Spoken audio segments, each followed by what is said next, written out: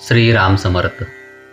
सद्गुरू श्री ब्रह्मचैतन्य गोंदवलेकर महाराज यांचे प्रवचन 30 मार्च. ज्या घरात शांती त्या घरात भगवंताची वस्ती. गृहस्थ आश्रमासारखा आश्रम दुसरा नाही खास.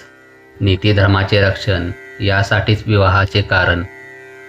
ज्या घरात राहते शांती त्या घरात भगवंताची वस्ती.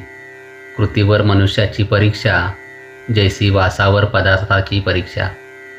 कोणाचा न करावा घात ऐसे वागावे जगात. आपले आपण करून घ्यावे हित त्यालाच म्हणतात संभावित. न कधी व्हावे आपण निराश व्यवहारात हात देईल खास. व्यवहारातील करावा प्रयत्न प्रपंचात न पडू द्यावे न्यून. रोगाची भीती न ठेवावी चित्ती. रोगाला उपचार करावे जरी बहुत तरी कष्टी न होऊ द्यावे चित्त. आप्त इष्ट सखे सज्जन यांचे राखावे समाधान. परी न व्हावे त्यांचे अधीन. सर्वांशी राहावे प्रेमाने चित्त दुश्चित न व्हावे कशाने. आपलेपणा ठेवला जेते प्रेम लागत असे तेथे. ज्या घरात स्वार्थाचे मान बळावले तेथे समाधानाचे मान कमी झाले. मन राखता आले तरच प्रत्येकाला सुख लागले.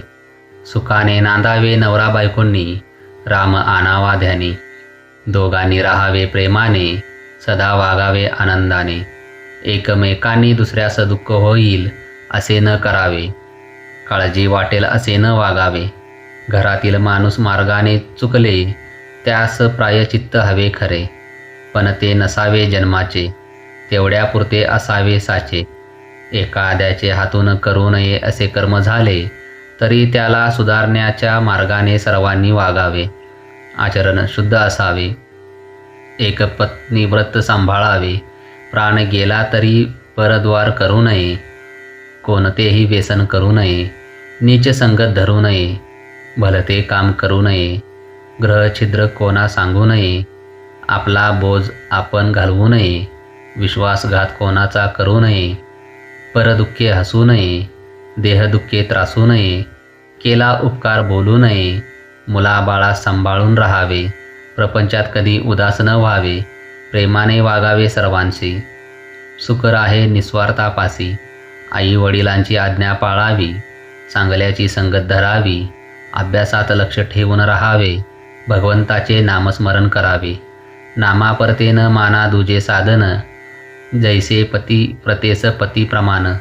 नामापरते न मानावे सत्य. ज्याने राम होईल अंकित. हेच साधू संतांचे बोल. कोणीही न मानावे फोल. जय जय रघुवीर समर्थ. आजचे बोधवाक्य. कोणतेही काम करीत असता राखावी मनाची शांती. श्रीराम समर्थ.